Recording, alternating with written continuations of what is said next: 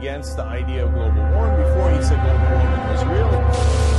There is feverish land filling and mangrove destruction activity going on without any authority bothering to stop it. Discussions about climate change and being dumped close to the fishing jetty at Mali. Global warming describes the greenhouse effect. These conditions have allowed human civilization to develop. Evidence shows that human activity contributes to global warming by adding to and changing the levels of the gases responsible for the greenhouse effect. World atlas of mangroves are being destroyed at a rate 4 times faster than other forests. A series of huge fish kills, the latest involving 2 million fish.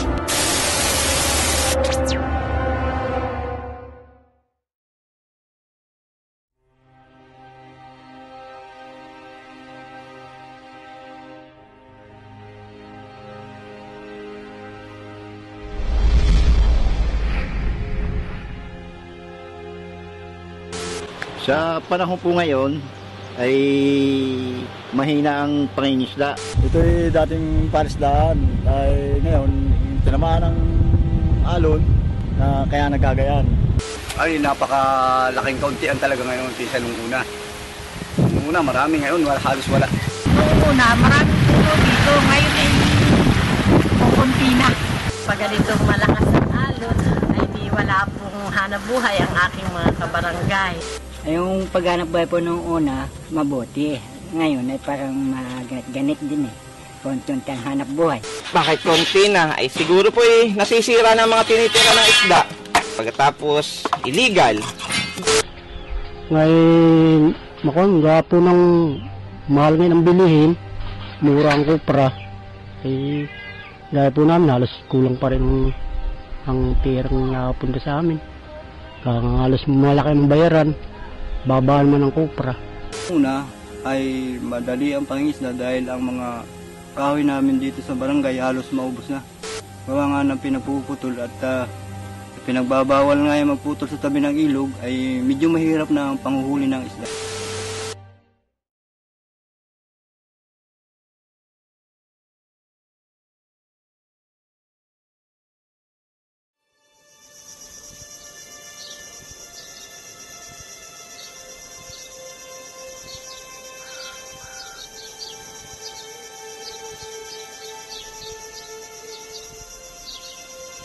Naalala mo ba yung project natin noong 2010? Nung makapagtanim tayo ng 1,000,000 puno sa loob ng 6 na buwan? Oo, bakit? Parang kulang. Parang meron pa tayong pwedeng gawin na mas higit pa doon. Like what? 2,000,000 bakawan sa loob ng 1 araw. Kakayanin ba? Kakayanin natin. Kung hindi natin gagawin, sino?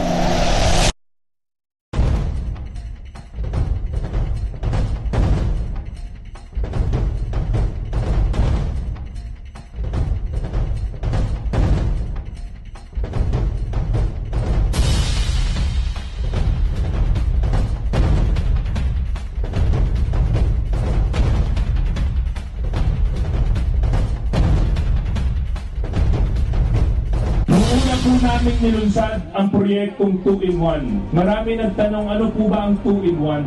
Ito po ang pagtatanim ng 2,000,000 bakawan sa loob lamang ng 1 araw. Posible ba kaya na mangyari yun? Magagawa ba kaya ng probinsya ng Quezon?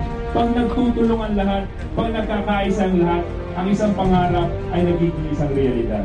At ngayon, subukan natin at tignan natin kung hanggang saan ang pagmamahal at pagpapahalaga ng lalawigan ng Quezon pagdating sa ating kalikasan. 34 municipalities, 167 coastal barangays, 22,000 Quezonians will plant 2 million mangroves in 221 hectares. Wala pa pong mga kapagsabi na sila ay nakapagtanim ng ganong karaming bakawan sa isang araw. Lalawigan ng Quezon lamang ang makakapagsabi na tayo ang nakapagtanim ng 2 milyong bakawan sa lamang sa isang araw.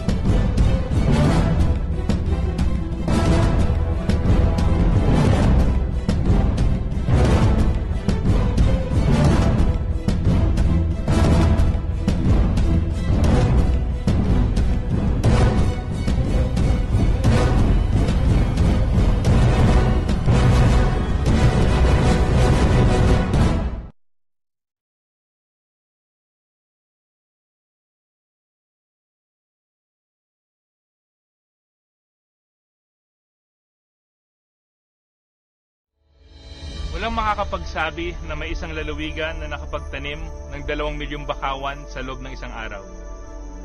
Ang karangalang ito ngayon ay nasa atin. Ipinakita po natin sa buong mundo at sa buong sambayanan na dito sa lalawigan ng Quezon tayo ay nagkakaisang nagmamahal sa ating kalikasan at binibigyan po natin ng kahalagahan ang kinabukasan ng ating mamamayan. Dapat po natin alagaan ang ating bakawanan. Sa inyo pong lahat, maraming salamat sa suporta na ipinakita ninyo sa 2-in-1 project. We made history, and together, let us secure Quezon's future.